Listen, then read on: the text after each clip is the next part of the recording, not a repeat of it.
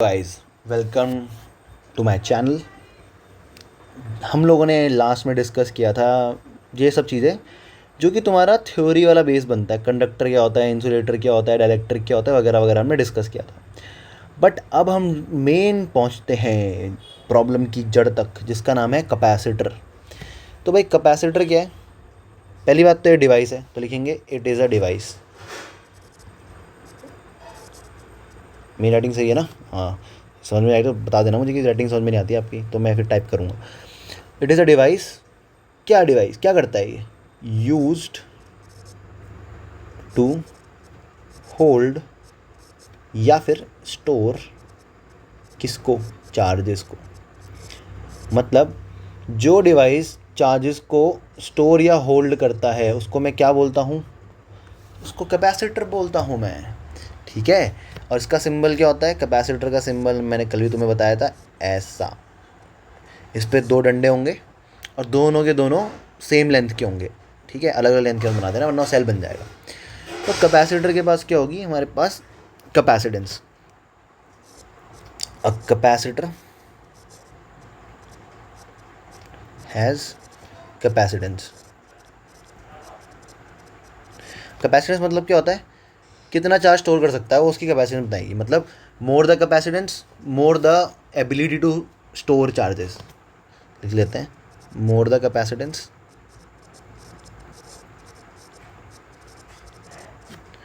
More the ability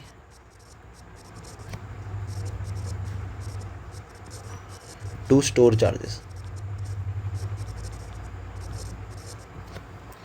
ठीक है। पर ये होता है क्या कैपेसिटेंस? इसको हम रिप्रेजेंट करते हैं सी से। ठीक है, कैपेसिटेंस का सिंबल होता है सी। कैपेसिटेंस की एस आई यूनिट होती है, क्या होती है भाई? फैरेड। फ्रेड, फराड बोलो, फैरेड बोलो, कुछ भी बोलो, है ना। एस आई यूनिट होती है उसकी फैरेड। अच्छा, S I unit farad. Symbol होता है इसका ये सी। सी सी सी सिंबल होता है। ठीक है, एस आई यूनिट फैरेड हो गई। अब हम बताएंगे इसका quantity, scalar. Scalar quantity, no doubt. Capacitance क्या होता है? हम ऐसे डिफाइन करते हैं कैपेसिटेंस को।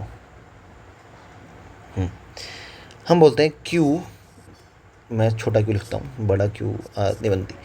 Is directly proportional to V. V मतलब क्या है? पोटेंशियल। भूल तो नहीं गए बच्चों? वी मतलब है पोटेंशियल। Potential, potential. ठीक है, इस पोटेंशियल का फॉर्मूला क्या होता था? 1/4πε0 Q/R। भूलना नहीं है कोई भी चीज़ पहले की। मैंने बोला था तुम लोग अब इलेक्ट्रिक फील्ड भूल जाओ, पोटेंशियल ज़्यादा इंपॉर्टेंट है। हमने स्टार्ट किया था फोर्स से, हमने पढ़ी इलेक्ट्रिक फील्ड, हमने पढ़ा पोटेंशियल, फिर हमने पढ़ा इसमें फ्लक्स भी पढ़ा था हम लोगों ने बीच में। सबसे इंपॉर्टेंट अभी हमारे पास पोटेंशियल है, तो हमको वही पढ़ना है। ठीक है। और इलेक्ट्रिक फील्ड और पोटेंशियल का रिलेशन क्या होता है मैं तुम्हें अच्छे से प्यार मोहब्बत से डिटेल में समझाऊंगा। और मैं तुम्हें आज दो टाइप के कैपेसिटर कराऊंगा। एक होगा स्फेरिकल कैपेसिटर, एक होगा तुम्हारे पास पैरेलल प्लेट का एयर कैपेसिटर। कोशिश करूँगा तुम्हें दोनों समझ में आ जाए। तो भाई अगर हम इसको प्रोपोर्शनैलिटी का साइन हटाएंगे तो हमारे पास एक कांस्टेंट वैल्यू आती है, उसको बोलते हैं हम सी। और ये सी ही कैपेसिटेंस बनती है आगे जाके। तो Q is to C V is the formula for capacitance. मतलब सी हमारे पास कैपेसिटेंस है, तो ये फॉर्मूला हमारे पास आ गया, है ना। चलो, फॉर्मूले में तो कुछ खास नहीं रखा। अब हम लोग पढ़ते हैं, मैं इसको अलग पेन से लिख लेता हूँ, सहूलियत है मेरे पास तो क्यों यूज़ ना करें, है ना। Types of capacitor.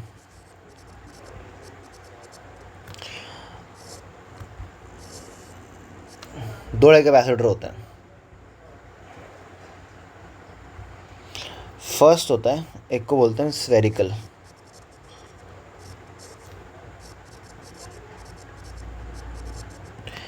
Spherical capacitor.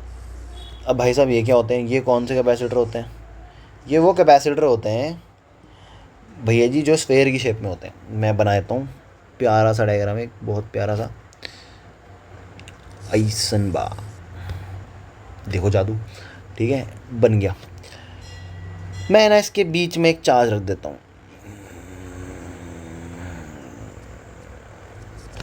Plus Q centre में रखा है ना मैंने, हाँ ठीक है। यहाँ से यहाँ तक का डिस्टेंस मान लेता हूँ मैं, कितना है, r है, मान लेते हैं, ठीक है। अब मुझे फाइंड आउट करनी है, find the capacitance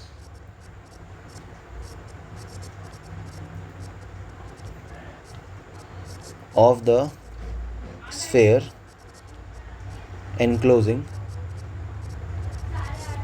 charge Q। Q charge को कौन सा स्फेयर इनक्लोज कर रहा है, उसकी कैपेसिटेंस निकालो। भैया इतना इजी है, फॉर्मूला तो अभी भी बताया सर जी आपने, Q is equals to C V होता है। तो भाई C इजिकल्स टू क्या होगा, Q अपॉन V होगा।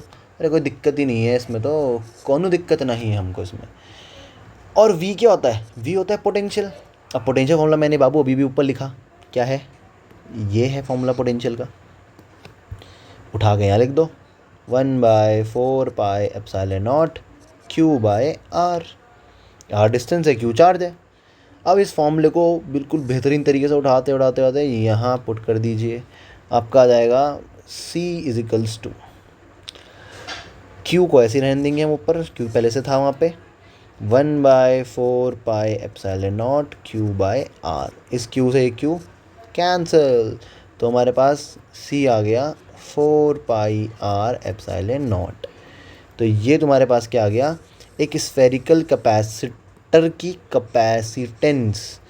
तो ये जो होगा, दिस इज़ ये C, इसको मैं CS लिख सकता हूँ। इसका मतलब क्या है, कैपेसिटेंस ऑफ स्फेरिकल कैपेसिटर। ये होगी डेरिवेशन। कुछ था इसमें बड़ा, कुछ था इसमें कंफ्यूजिंग। डेरिवेशन को तो हवा बना रखा है कि भाई बहुत ही हार्ड होती है, रटनी पड़ती है। अबे भाई मैं बिना बुक के तुम लोगों को पढ़ा रहा हूँ, मेरा ये कुछ मटेरियल नहीं रखा हुआ है, ठीक है, और मैं तुमको रैंडमली लिख रहा हूँ, मैंने पहले से भी नोट्स नहीं लिखे हुए। तो मैंने भी कैसे किया है, मतलब डेरिवेशन याद थोड़ा ना की मैंने, इनको समझा होगा ना, समझा होगा तो मैंने पढ़ाया। उसके बाद तुम क्या करो, तुमको अगर डेरिवेशन याद करनी है ना, सबसे अच्छा काम क्या है, खुद डेरिवेशन को पढ़ो। इसको पढ़ो पहले, अच्छे समझो, तुम्हें समझा रहा हूँ मैं, कंसेप्ट समझो। उसके बाद अपने दोस्तों को इसको एक्सप्लेन करो बार बार। तुमसे भी पूछता नहीं, क्या समझा दे मुझे, उसको बोला अरे क्या समझते हो, समझाना क्या मेरे को। जितना तुम दूसरों को एक्सप्लेन करोगे ना, तो तुम्हारे खुद के कंसेप्ट बार बार क्लियर होते रहेंगे, clear clear clear clear. Teachers को ऐसे ही पढ़ाना आता है, और मैं कोई बहुत बड़ा टीचर नहीं हूँ, बट पढ़ाना हर कोई ऐसे ही सीखता है, बार बार बार पढ़ा के। जब पहली बार पढ़ाया होगा तब मुझे भी नहीं आता होगा, पर जब मैंने 10वीं बार पढ़ाया बच्चों को, उसका मतलब क्या, मुझे पता चला कि भाई हाँ यार, ये यहाँ से यहाँ पुट करो, ऐसा काटो काटो आंसर आ जाएगा। तो इसको याद करने की ज़रूरत है कुछ नहीं, ये बेसिक फॉर्मूला याद रखो, ये फॉर्मूला तुम लोगों को पहले से याद होना चाहिए। फॉर्मूलेज याद है, डेरिवेशन हो जाती है भाई, डेरिवेशन कोई हवा नहीं है। तो स्फेरिकल कैपेसिटी की तुम्हें दिख रहा होगा, easy, no hard derivation. Numerical आया, कर देना न्यूमेरिकल, फोड़ देना न्यूमेरिकल। इसमें क्या है, मतलब कोई फॉर्मूला छोटा सा चिन्नू मिन्नू सा फॉर्मूला है, डालो आंसर निकालो। पुटिंग गेटिंग वाले न्यूमेरिकल आएंगे, करवाऊंगा जब प्रीवियस क्वेश्चन करवाऊंगा तुम लोगों को, प्रीवियस ईयर की सीरीज चलाऊंगा पूरी की पूरी, उसमें तुम्हें क्वेश्चंस करवाऊंगा, तब समझाऊंगा ये। अब नेक्स्ट टाइप का कैपेसिटर पे आते हैं। स्फेरिकल कैपेसिटर समाप्त हो गया, जिसको इसमें डाउट है भाई फिर देख लो, उसको रिवाइंड करके वीडियो को रिप्ले करके देख लो, इतना कुछ है नहीं जो मैं समझाऊँ बार बार, है ना। नेक्स्ट होता है पैरेलल प्लेट। ये प्लेट की स्पेलिंग क्या लिख दी मैंने, वाह वाह वाह। पैरेलल प्लेट कैपेसिटर, भाई साहब पैरेलल प्लेट कैपेसिटर ना इतना ज़्यादा इंपॉर्टेंट है ना, कि इससे क्वेश्चन आता ही आता है, चाहे न्यूमेरिकल आए, चाहे डेरिवेशन आए, चाहे थ्योरी कुछ भी आए, मैं तुम्हें क्वेश्चन तो करवाऊंगा ही। इसमें भी इसके दो टाइप हैं। पहला है parallel plate capacitor with air between its plates जो भी है, इतनी अच्छी अंग्रेजी होती मेरी तो बात ही क्या थी, है ना। पैरेलल प्लेट कैपेसिटर वो भी वो जिसके प्लेट्स के बीच में मीडियम क्या है, हवा है, एयर है। अब भाई साहब हम इसको ड्रॉ करते हैं, ड्रॉ करते हुए हम लोग अच्छे से दो प्लेट बनाएंगे ऐसे करके। गुड, डायग्राम तो मेरा बहुत अच्छा बनता है भाई, देखो परफेक्ट। तुम बना सकते हो डायग्राम, ऐसा बना नहीं पाओगे कभी ज़िंदगी में, मजाक करो। चलो अब एक पे हम लोग चार्ज रख देते हैं प्लस का क्यू, मतलब मैं बोल रहा हूँ प्लस का क्यू है, एक सिंगल चार्ज की बात कर रहा हूँ ना मैं, पर चार्ज डिस्ट्रीब्यूशन है बेसिकली, ठीक है। इस पे है माइनस का क्यू। अब तुम्हारे दिमाग में थोड़ी घंटी बजनी चाहिए, टिंग टिंग टिंग टिंग टिंग टिंग करके, क्योंकि भाई साहब ये दो प्लेट्स हैं। प्लेट, पत्तल, प्लेट, प्लेट कहाँ पड़ा था प्लेट? भाई मैं तुम्हें पीछे लेके जाता हूँ, चलो पूरा। ये प्लेट हमने पढ़ी थी, अरे बहुत ऊपर हो गया, तो यहाँ पे दिख रही है, due to infinite plane sheet of charges, ये पढ़ा था ना यहाँ पे।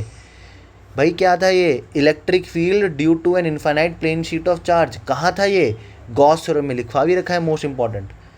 भाई साहब मोस्ट इंपॉर्टेंट लिखवा रखा है, मैं कहीं ना कहीं यूज़ तो होगा। देखो ये वाला फॉर्मूला, ये रहा फॉर्मूला हमारे पास, this is the formula, very very important भी लिखा है। अरे हम तो दूर दृष्टि वाले लोग हैं, हमें पता है कि कौन सी चीज़ तुम्हारे लिए इंपॉर्टेंट है, कौन सी चीज़ तुम्हारे लिए इंपॉर्टेंट नहीं है, ठीक है।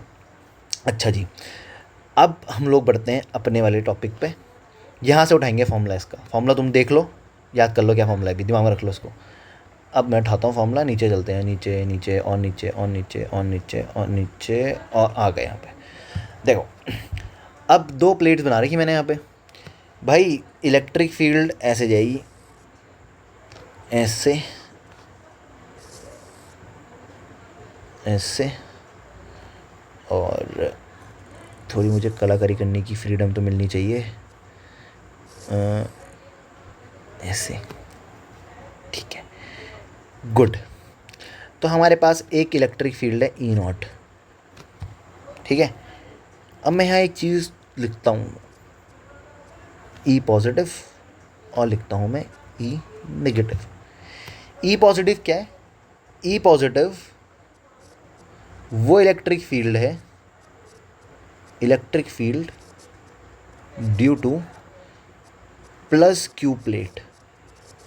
प्लस क्यू प्लेट की वजह से जो इलेक्ट्रिक फील्ड है वो हमारे पास है ई पॉजिटिव। और भाइयों और बहनों, हमारी छोटी छोटी भाइयों बहनों, और ई नेगेटिव क्या है? Electric field due to minus Q plate. कोई समस्या, कोई प्रॉब्लम, किसी को कोई दुख, किसी को कोई शिकवा, कोई गिला है इसमें नहीं होना चाहिए, हमको पता है। बट पता है एक चीज़ क्या बहुत ज़रूरी है तुमको समझना, कि मैंने दो क्यों बनाई? मुझे क्या ऐसा भगवान ने मतलब मेरे को बोला कि तू दो बना यहाँ पे? ये ई नॉट बोल सकता था ना मैं। जो ई नॉट है ना, एक्चुअल में क्या है, मैं कलर चेंज कर रहा हूँ, ई नॉट ये एक्चुअल में ई पॉजिटिव प्लस ई नेगेटिव का सम है। तुम्हें दिख रहा होगा दोनों डायरेक्शन इलेक्ट्रिक फील्ड की सेम ही है। अब दिमाग लगाओ ज़रा, एक मैं तुम्हें एक चीज़ बताता हूँ, बेसिक चीज़ बहुत और बहुत इंपॉर्टेंट है। अगर मैं ये नेगेटिव चार्ज को यहाँ से गायब कर दूँ तो इलेक्ट्रिक फील्ड गायब हो जाएगी। हाँ, ये इलेक्ट्रिक फील्ड गायब हो जाएगी, ठीक है, क्योंकि वो दो इलेक्ट्रिक फील्ड जो मैंने भी गायब की वो इस प्लेट की वजह से थी, इस प्लेट की वजह से। Got it? चलो वापस चलते हैं। अगर मैं इस पॉजिटिव चार्ज को यहाँ से हटा दूँ तो क्या सारी इलेक्ट्रिक फील्ड गायब हो जाएगी? नहीं, तब ये दो इलेक्ट्रिक फील्ड गायब होंगी। क्यों? क्योंकि वो इस पॉजिटिव प्लेट की वजह से थी, इसके से तो ये दो इलेक्ट्रिक फील्ड है। हमारे दिमाग में क्या चलता है ना, मैं बताता हूँ हमारा दिमाग किस प्रकार से हमें बेवकूफ़ बनाता है। वो पता है क्या सोचता है? कि पूरी की पूरी इलेक्ट्रिक फील्ड ये क्रिएट कर रहा है, ये पॉजिटिव वाला, क्योंकि इधर से इधर जा रही है तो ये नहीं होगा तो पूरी होंगी ही नहीं। बट मैंने इसलिए तुम्हें अलग अलग कलर से रिप्रेजेंटेशन क्यों करवाया? क्योंकि मुझे पता है कि तुम लोग यही सोचोगे। अब अगर मैं इस पॉजिटिव वाली प्लेट को यहाँ से हटा भी दूँ ना, तभी भी इस पर दो इलेक्ट्रिक फील्ड रहेंगी रहेंगी। तो मतलब जो नेट इलेक्ट्रिक फील्ड है वो दोनों प्लेट्स की वजह से है, सिर्फ एक प्लेट की वजह से नहीं है। तो ये बता रहा है उस चीज़ को। देखो ये तुम्हारा ना, इसको बोलते हैं बहुत ही बेसिक है, ये बेसिक कंसेप्ट है, बेसिक। मैं इसके बाद एक कंसेप्ट फिर दूसरे कैपेसिटर में नहीं करवाऊंगा। मैंने क्या लिखा है, ये पहला पार्ट है ना, दूसरा पार्ट भी होगा इसका। दूसरे पार्ट में ये कंसेप्ट लेके नहीं चलेंगे हम लोग, तुम्हें यह अंडरस्टैंड कर देना है इसको। उसके तुम्हें एप्लीकेशन जानना है, तुम्हें यहाँ इसको अप्लाई अंडरस्टैंड करना है, फिर तुम्हें इसका एप्लीकेशन समझना है। बस बार बार कंसेप्ट ढूंढना पड़ो, कंसेप्ट तुम्हें बस समझ लो, उसको अप्लाई करना सीखो। अब ऊपर से हम लोगों ने क्या पढ़ा था गॉस थ्योरम में, मैं लिख भी देता हूँ। According to Gauss theorem, electric field due to a sheet is कितनी होती है, E is equals to sigma by 2 epsilon naught. और सिग्मा क्या होता है, याद करो, surface charge density Q by A. भाई ये दोनों प्लेट्स है ना, दोनों पे charge plus Q minus Q है, बराबर डिस्ट्रीब्यूशन है, मतलब इसकी डेंसिटी भी सिग्मा है, इसकी डेंसिटी भी सिग्मा है, ठीक है, अलग अलग नहीं है। और इनका एरिया भी ए है, इनका एरिया भी ए है, और इसके बीच का जो डिस्टेंस है ना, उसके बीच का डिस्टेंस हमारे पास डी रहता है हमेशा, ठीक है। इतना तो मैं लिबर्टी है मेरे पे, तो समझा सकता हूँ मैं आराम से ही, और तुम लोग को मैं ऐड ऑन कर सकता हूँ फिगर में। आई होप तुम लोग समझ में आ रहा होगा तुम लोग को। अगर समझ में नहीं आएगा ना, फिर से एक बार वीडियो को रिप्ले करके देखना, तुम्हें अच्छे से क्लैरिटी मिलेगी। अच्छा, अब ये ई है ना, पर ई पॉजिटिव की वजह से कितना होगा। अब मैं अगर टोटल इलेक्ट्रिक फील्ड निकालना चाहूँ तो क्या लिखूँगा मैं, ई नॉट, अरे चचा जान, ई नॉट इजिकल्स टू, मैं पूरा ब्लैक से ही सॉल्व कर देता हूँ तुम लोग को। ई नॉट क्या होगा हमारे पास, यहाँ ई पॉजिटिव की वजह से कितनी इलेक्ट्रिक फील्ड आएगी, sigma by 2 epsilon not, plus E negative से कितनी इलेक्ट्रिक फील्ड होगी, सिग्मा बाय 2 एप्सिलॉन नॉट। भाई कोई मतलब ही नहीं बनता ना, दोनों की डायरेक्शन से मैं दोनों को ऐड ही करूँगा। नीचे जब मैं ऐड करूँगा तो आ जाएगा 2 epsilon naught, two sigma upon 2 epsilon naught, इससे कैंसिल आउट हो गया, तो मेरे पे इलेक्ट्रिक फील्ड आ गई है सिग्मा अपॉन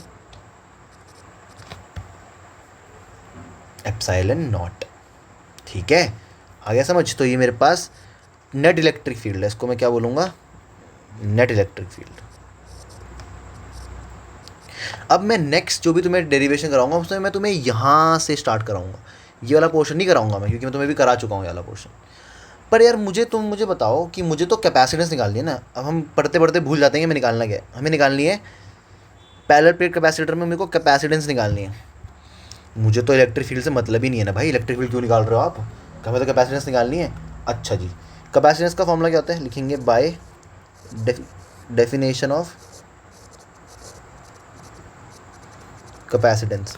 कैपेसिटेंस के डेफिनेशन के अनुसार Q इजिकल्स टू क्या होता है, C इंटू वी। अच्छा जी, तो C इजिकल्स टू क्या होगा, Q बाय वी। Q तो मुझे पता है कितना है, Q तो Q है, चाहे पॉजिटिव हो चाहे नेगेटिव हो, Q ही रहेगा हमेशा। V कितना है, अरे भाई ये V तो मेरे को पता ही नहीं है ना, ये तो निकालना पड़ेगा ना। तो हम लिखेंगे now we will have to find the potential between the plates of capacitor, between the plates of capacitor। Capacitor की प्लेट्स के बीच में कितना पोटेंशियल है, मैं मान लेता हूँ V पोटेंशियल है। अब भाई V का रिलेशन क्या होता है E के साथ, जो मैंने ये E निकाला है ना यहाँ पे, ये किस काम का मेरा, इसका रिलेशन तो मेरे को निकालना पड़ेगा ना, ये मैंने E नॉट निकाला है जो। तो अगर मैं निकालना चाहूँ रिलेशन, तो V का फॉर्मूला होता है E into distance between the plates. अब ये कहाँ से आया, मैं तुम्हें कोई नई नई चीज़ नहीं समझा रहा हूँ। देखो वापस चलते हैं पोटेंशियल वाले टॉपिक पे हम लोग। पोटेंशियल ये हो रहा है, पोटेंशियल तुम्हें मैंने यहीं लिखवाया, पता है जहाँ तुम्हें पोटेंशियल पढ़ाया है ना मैंने, ये देखो दिख रहा है, V equals to E R क्या था, डिस्टेंस, R हो चाहे D हो, दोनों डिस्टेंस ही तो है, और लिखवाया भी है मोस्ट इंपॉर्टेंट। तो भाई ये चीज़ें बहुत ज़्यादा इंपॉर्टेंट हैं, तो हैं, इनमें तो कोई दो राय नहीं है हमारे पास कि चीज़ें इंपॉर्टेंट नहीं है, ये बहुत इंपॉर्टेंट चीज़ें हैं भाई, तुमको ये छोटी छोटी चीज़ें याद रखनी पड़ेंगी, तो ये काफ़ी इंपॉर्टेंट है, ठीक है। मतलब पोटेंशियल क्या होता है, electric field into are.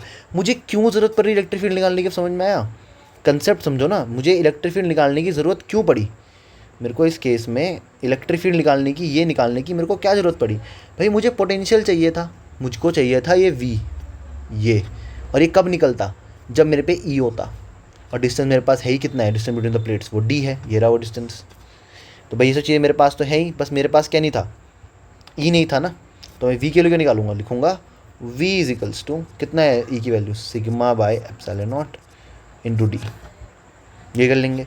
Sigma की वैल्यू क्या होती है, Q बाय ए होती है, हमें पता है, तो Q by A epsilon naught, और यहाँ पे D आ जाएगा। अब इस V की वैल्यू को उठा के यहाँ से यहाँ पुट कर दो, तो C की वैल्यू कितनी आ जाएगी, C इज इक्वल्स टू आ जाएगी Q upon QD by A epsilon naught. इस Q से Q कैंसिल आउट हो गया, तो कितना आ गया C की वैल्यू, मैं लिख सकता हूँ C is equals to A epsilon naught by D। अब तुम अगर मेरे साथ अच्छे से समझ रहे हो उस चीज़ को, तो ज़्यादा दिमाग लगाने की ज़रूरत पड़ी इसमें? नहीं पड़ी ना भाई। अगर तुमको पहले कंसेप्ट पता है, तुमने पहले कंसेप्ट पढ़ रखे हैं, तो तुमको ज़रूरत नहीं पड़ेगी ज़्यादा दिमाग लगाने की। तो बस वो कंसेप्ट याद करने। कितने कंसेप्ट लगे हैं देखो, मैं समझाता हूँ। पहला कंसेप्ट लगा है गॉस थ्योरम का, ये रहा, ठीक है। उससे मैंने एक इलेक्ट्रिक फील्ड निकाल दी। फिर मैंने डेफिनेशन ऑफ कैपेसिटेंस लगाई, सेकंड कंसेप्ट तुम उसको बोलो। फिर मैंने क्या लगाया, relation between V and E, potential and electric field relation क्या होता है बीच का। इन तीन कंसेप्ट को मैंने जोड़ तोड़ के लगाया और मैंने सबको डेफिनेशन ऑफ कैपेसिटेंस में पुट कर दिया कि मुझे निकालनी कैपेसिटेंस है, तो मेरा आंसर आ गया। कोई मुश्किल है क्या ये? अरे बहुत ईजी है भाई। इसी को हम सी ए बोल लो तुम, एयर कैपेसिटर होता है ये, ठीक है। Got it? समझ में आया? तो अब हम नेक्स्ट क्लास में जो पढ़ेंगे, नेक्स्ट क्लास में हम पढ़ेंगे दूसरा कैपेसिटर, जिसके बीच में ना एयर नहीं है, जिसके बीच में ये एयर नहीं है, इसके बीच में भी क्या है, हवा है, एयर है इसके बीच में। और एयर का मैं समझाऊंगा, अभी ज़्यादा खिचड़ी बन जाएगी तुम्हारे दिमाग में। तो कृपया करके आपसे ये अनुमति है हमारी शुद्ध हिंदी में कि इसको आप फिर से रिवाइज करें, इससे इस कंसेप्ट से फिर से परिचित होएं, तभी आपको फिज़िक्स पढ़ने का आनंद आएगा। अदरवाइज़ तो भाई कितना तुम रट लो, कितना कुछ कर लो, तुम्हें नहीं समझ में आएगा। मैं तुम्हें इन सब के यूजेस बताऊंगा बाद में। फिज़िक्स ना, एच सी वर्मा सर हैं फिज़िक्स के, इन्होंने लिखी है कंसेप्ट ऑफ फिज़िक्स। उनकी बहुत अच्छी लाइन थी कि फ़िज़िक्स को रटने का, ये इक्वेशन के अकॉर्डिंग समझने का कोई मतलब नहीं बनता। फिज़िक्स एक फिज़िकल सब्जेक्ट है ना, तो उसमें हमारे पास एक्सपेरिमेंट बहुत सारे होते हैं। मैं तुम्हें एक्सपेरिमेंट की वीडियोस भी दिखाऊंगा इन द लेटर ऑन, पर बेसिक कंसेप्ट तुमको समझना पड़ेगा। और उन्होंने ये भी बोला था कि भाई पूरी दुनिया ही फिज़िक्स की लैब है, हमें एक लैब नहीं चाहिए केमिस्ट्री लैब की तरह। फिज़िक्स की जो पूरा हमारे पास ये नेचर है, सब फिज़िक्स का लैब ही है। तुम्हें सब चीज़ें दिख रही होंगी, इसमें चार्जेस हैं, बिजली कड़कती है ना, तो क्या हो रहा है, दो क्लाउड टकरा रहे हैं आपस में, क्या हो रहा है, फ्रिक्शन से इलेक्ट्रिसिटी प्रोड्यूस हो रही है। क्या बोलते हैं इसको, चार्जिंग बाय फ्रिक्शन। अरे भाई सब चीज़ तो नेचर में है ही, तुमको उसको अंडरस्टैंड करना है। पर हाँ, मैं तुम्हारे लिए क्वेश्चन लिखने लग जा रहा हूँ, ये चीज़ें तो तुमको समझ में नहीं आ रही है, आदत डालनी पड़ेगी इन चीज़ों की। Okay, with that said, next lecture में हम लोग करेंगे इस कैपेसिटर का समापन, ठीक है। और फिर उसके बाद हम लोग पहुँचेंगे करंट इलेक्ट्रिसिटी पे। ओके, तब तक bye, take care, keep studying.